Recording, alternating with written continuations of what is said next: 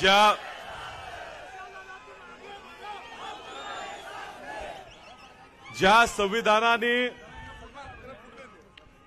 संविधानाने दिलेल्या अधिकारामुळे ह्या ठिकाणी आपण सभा घेऊ शकतो, ज्या संविधानाने दिलेल्या अधिकारामुळे मी इथं बोलू शकतो, ज्या संविधानाने दिलेल्या अधिकारामुळे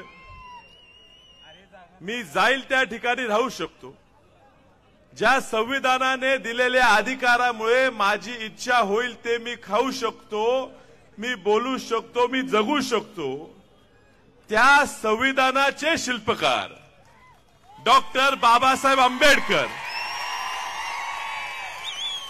यांचे नातू, ज्यांनी महाराष्ट्रात सर्व वंचित घटकांना एकत्रित केलं, वंचित घटकांना दाखवून दिलं की तुमची खरी शक्ती काय आहे, आणि ही शक्ती ज्यांनी प्रभावीपणे मागच्या निवडणुकीत आमच्या सारख्या काँग्रेस, राष्ट्रवादी काँग्रेस, इतर पुरोगामी संघटनेमध्ये काम करणाऱ्या कार्यकर्त्यांना दाखवून दिलं की शक्ती डॉक्टर बाबासाहेब आंबेडकरांच्या वंचित आघाडीत किती मोठी आहे।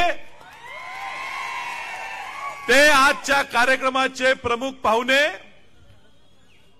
प्रकाश उर्फ बाळासाहेब आंबेडकर साहेब, उपस्थित मंचावर असलेले घोरपडे सरकार, राजेंद्रजी गवई साहेब, जयश्रीताई वहिनी, उपस्थित वंचितचे सोमनाथजी साळुंके, महावीरजी कांबळे, उपस्थित सर्व त्यांचे पदाधिकारी, काँग्रेस, राष्ट्रवादी काँग्रेसच्या विचारधारेचे असलेले ह्या परिसरात उपस्थित सगळे लोक, महापालिका क्षेत्रात काम करणारे, प्रत्येक वेगवेगळ्या पक्षात नाही उपस्थित असलेले सर्व नेते, सर्व घटक पक्षांचे कार्यकर्ते, ज्यांनी निर्णय घेतला की अपक्ष हा ह्या ठिकाणी प्रभावी उमेदवार होऊ शकतो, असे सर्व घटक पक्षाचे बंधू, कार्यकर्ते, पत्रकार, बंधू भगिनी, मित्र,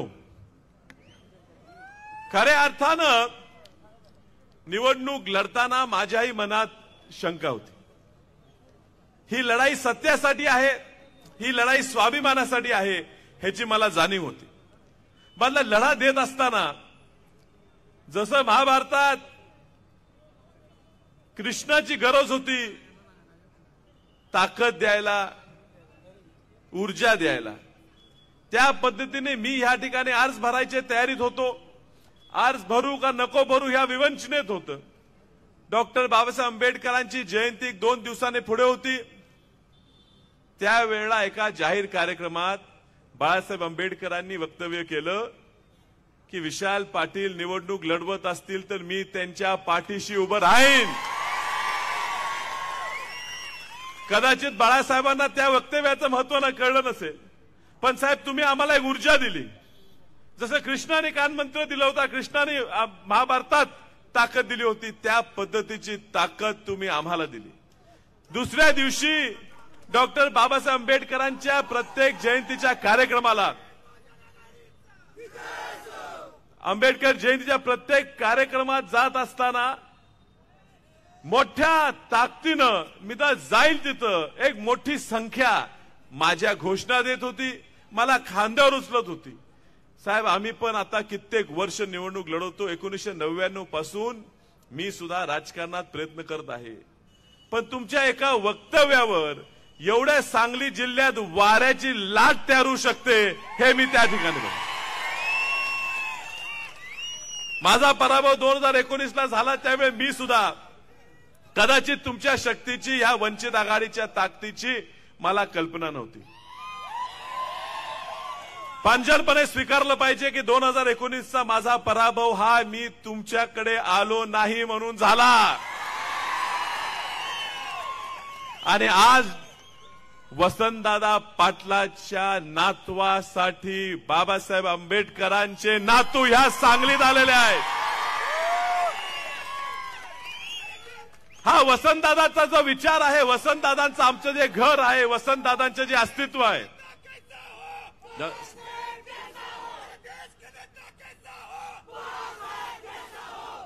हा जो विचार वसंतदादांचा आहे, तो विचार ही डॉक्टर बाबासाहेब आंबेडकरांशी प्रेरित केलेला विचार आहे। वसंतदादांनी पण प्रत्येक वेळेला ह्या संविधानाच्या संरक्षणासाठीच बाजू घेतली। आज वसंतदादांचा विचार ह्या ठिकाणी धोक्यात आहे, म्हणजे पुरोगामी विचार धोक्यात आहे, म्हणजेच डॉक्टर बाबासाहेब आंबेडकरांचा विचार ह्या ठिकाणी धोक्यात आहे.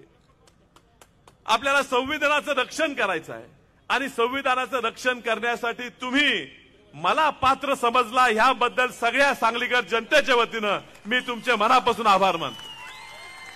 मी तुम्हाला आश्वस्त करतो साहेब, मी तुम्हाला शब्द देतो की ह्या संविधानाच्या रक्षणाच्या जबाबदारी मी वैयक्तिक 100% पेलणार. माझ्या बरोबर सांगली जनतेची पूर्ण शक्ती ही ह्या संविधानाच्या रक्षणाखाली पडणार.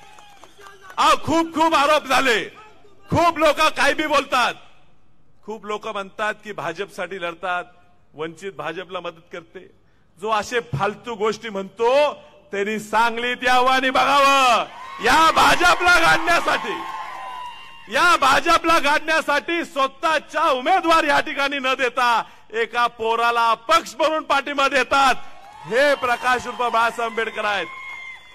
जर खऱ्या अर्थानं भाजपशी लढा दिला पाहिजे तो असाच राहणार.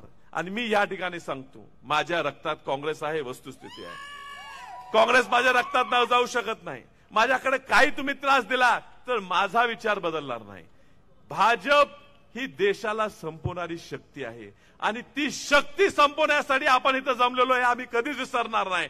तुम्ही मला पाठबळ देता, तुम्ही मला ताकद देता, हे या भाजपला संपवण्यासाठी देता, ह्याची जाणीव आहे. एवढं प्रेम तुम्ही या ठिकाणी ह्या गेल्या 10-15 दिवसात गावोगावी गेल्यावर तुम्ही मला दिलं, ह्याची मला जाणीव आहे. आणि हे माझ्यावर जबाबदारी वाढलेली आहे. ती जबाबदारी तुमच्या सगळ्यांच्या आशीर्वादानं निश्चित मी पेलीन. पुढच्या काळात प्रत्येक आपल्या विषयासाठी मी जोरात बाजू मांडीन. बोलण्यासारखं भरपूर काय आहे, पण करण्यासारखं जास्त आहे. ह्या ठिकाणी तुम्हाला सगळ्यांसाठी जनता दरबारच्या माध्यमातून प्रत्येक लोकसभेच्या आधी तुमच्याकडे दौरा करून तुमच्या प्रत्येक घटकांचे प्रश्न समजून घेऊन दिल्लीत आवाज आपला वाढवायचा आहे. तुम्ही गेल्या 2-3 महिन्यात टीव्ही बघितला असेल तर टीव्हीवर जणू काय भारतात कुठेच निवडणूक नाही, फक्त सांगली लोकसभेची एकच निवडणूक लागली आहे, एवढं वातावरण झालं. आणि एवढी टीआरपी आपल्याला आली की आपण जे बोलू ते रोज टीव्हीवर येते. मी तुम्हाला शब्द देतो, या ठिकाणी तुम्ही मला निवडून दिल्यावर 543 खासदार आले का फक्त विशाल पाटील निवडून आला, एवढं वातावरण या अपक्षाचं होणार आहे. आणि हे अपक्षाचं वातावरण होण्यासाठी मोठ्या प्रमाणात वंचित बहुजन आघाडीची ताकद माझ्या पाठीशी राहणार आहे, मला माहिती आहे. आणि म्हणून दिल्लीत ज्यावेळी मी जाईन त्यावेळी प्रभावीपणे दिल्लीत मी मुद्दा मांडताना मी त्या संविधानाचा रक्षकाचा एक सेवक आहे ह्याची जाणीव ठेवून मी त्या ठिकाणी निर्भीडपणे त्या भाजपच्या शक्तीशी, बाकी कुठला पक्ष लढू न लढू, मी ताकदीनं लढत राहणार, शेवटच्या श्वासापर्यंत लढत राहणार, हे मी तुम्हाला ह्या ठिकाणी ग्वाही देतो.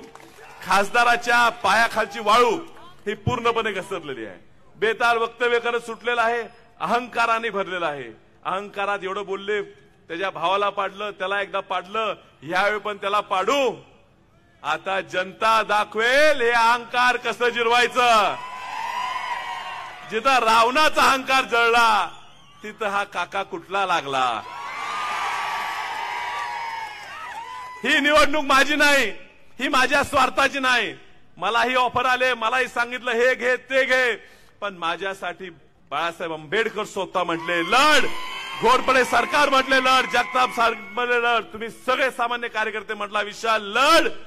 मी लढतोय तुमच्यासाठी, आज लढतोय, उद्या लढतोय, कायम स्वरूपी मी तुमच्यासाठी लढत राहणार, ही मी या ठिकाणी तुम्हाला ग्वाही देतो.